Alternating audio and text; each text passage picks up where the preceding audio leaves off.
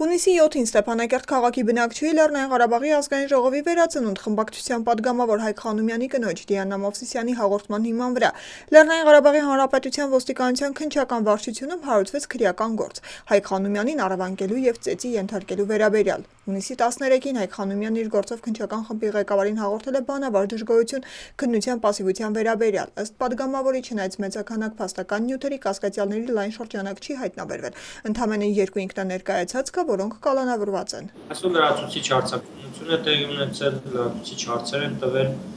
եւ կարծում եմ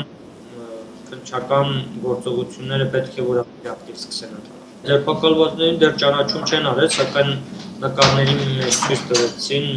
մեկին ճանաչեցի, տեսնենք, ես դեռ ճանաչում կընթանա, նոր կհասկանանք։ Խանոմյանը լիահույս է, որ քրեական գործը բացահայտվելու է և մեղավորները պատժվելու են։ Այլընտրանքը երկիրը մի այլ ուղղությամբ կտանի, ինչը չեմ կարծում որևէ մեկիս շահերից է բխում։ Ակնհայտ է, որ այս ամենը ոչ միայն բռնություն էր իմ նկատմամբ, այլ ահաբեկչություն էր հասարակության նկատմամբ,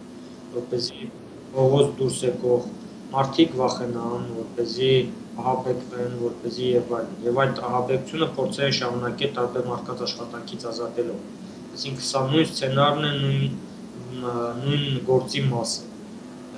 Հետևաբար կամ պետք է այս ահաբեկչությանը վերջ տրվի եւ մեղավորները պատժվեն, կամ էլ Արցախը մենք հետ ենք գլորում բավականին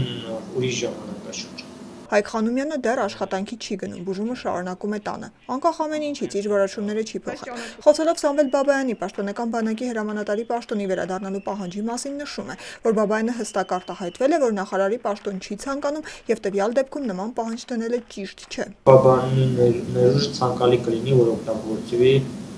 պաշտպանական համակարգերի ստեղծման, մշակման, դրանց վերաբերյալ տարբեր ծրագրերի մշակման գործում։ Զինատեսակները ձեռք բերելու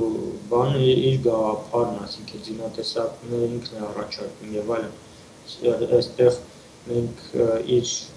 առաջարկներին ենք աջակցում, ոչ թե հակառակը։